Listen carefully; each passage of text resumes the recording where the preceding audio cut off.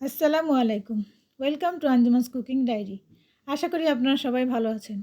আজকে রান্না করব কোরাল মাছ দিয়ে বেগুন তরকারি। প্রথমে কোরাল মাছের টুকরোগুলোকে লবণ, হলুদ, মরিচ মাখিয়ে নিব। মশলাগুলো ভালো করে মাছের এপিঠ ওপিঠ মাখাতে হবে।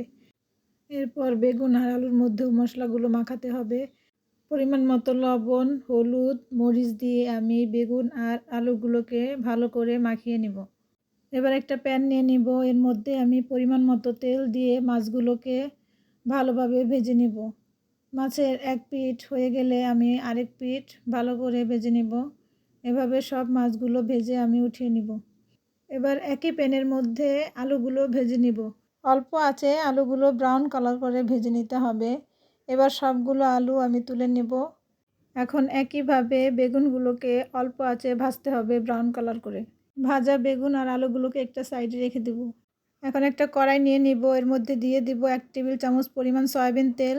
তেলটা গরম হয়ে গেলে এর মধ্যে দিয়ে দেব 1/2 কাপ পরিমাণ পেঁয়াজ। পেঁয়াজটা ভেজে নিয়ে এর মধ্যে দিয়ে দিব পরিমাণ মতো লবণ, 1/2 চামচ হলুদের গুঁড়া, 1/2 চামচ মরিচের গুঁড়া এবং 1/2 চামচ ধনিয়া গুঁড়া।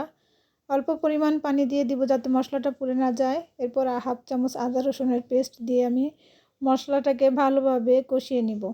মশলাটা ভালোভাবে কষিয়ে এর মধ্যে দিয়ে দিতে হবে আলুটাকে এবার ভালোভাবে কষিয়ে আমি অল্প পরিমাণের পানি দিয়ে সিদ্ধ করে নিব।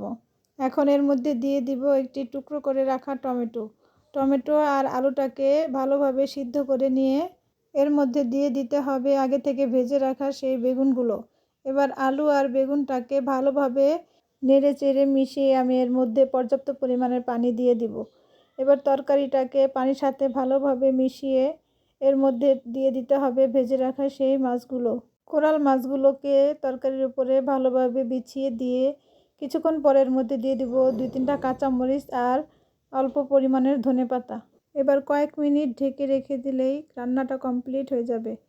আজকে এই পর্যন্তই। আল্লাহ হাফেজ।